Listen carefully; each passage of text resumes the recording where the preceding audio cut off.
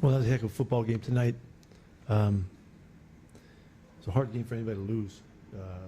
I love the way our guys played hard, tough, and creative, and executed, and battled the whole time. It was a fantastic effort, and they give them credit too. They were playing hard too. Totally played for the moment and did it, and were there, and had great leadership from our older guys. But we had good play from the young guys too, and it's unfortunate that the game just, it feels like there was a whole nother factor in this game. I don't know. You guys saw a lot better than I did, but there's just way too many penalties in this game, and we got that for both sides. We got to get out of that kind of football. I thought so many guys came through and made big plays, and tough plays, and showed great heart and great resolve to hang in there. We had to score 3 times in one sequence from the inside the 10-yard line.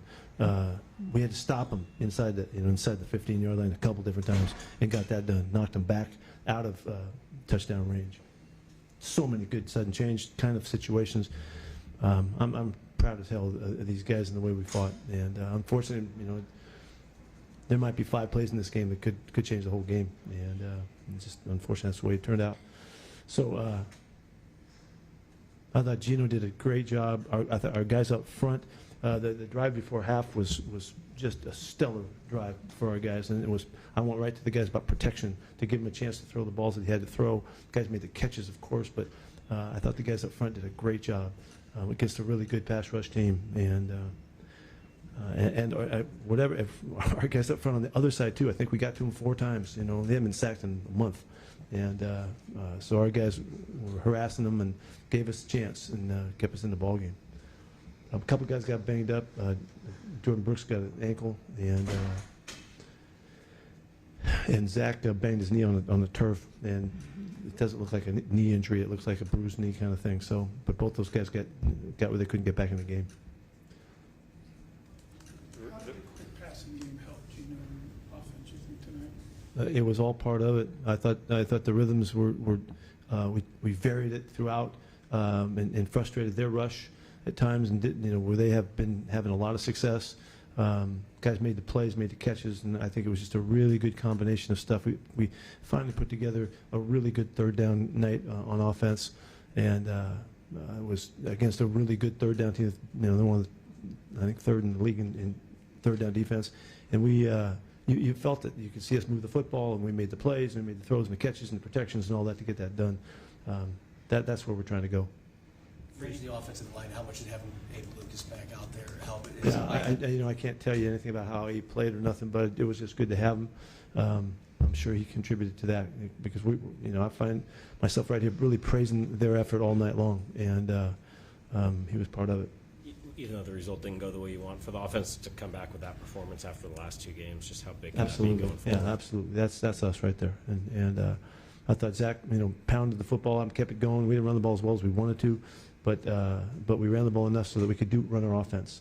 And we converted on 3rd down so that we were still out there, and we got to use our play-pass game, which is one of the best things we do. And Gino did a great job with all of that, and magnificent catches too throughout the night that kept us going. Noah's catch was crazy, and a bunch of them. We were really 1 catch away from really making this thing go our way. What happened on the delay before the field goal? Were you trying to get? I'm glad you asked me that. Okay, what happened on that play is the officials moved the football from the middle to the hash, and they're supposed to reset the clock, and they didn't do it. And so we're griping about that, and the time got me. I screwed it up. I should have called timeout, but I was grousing about the fact that they should have.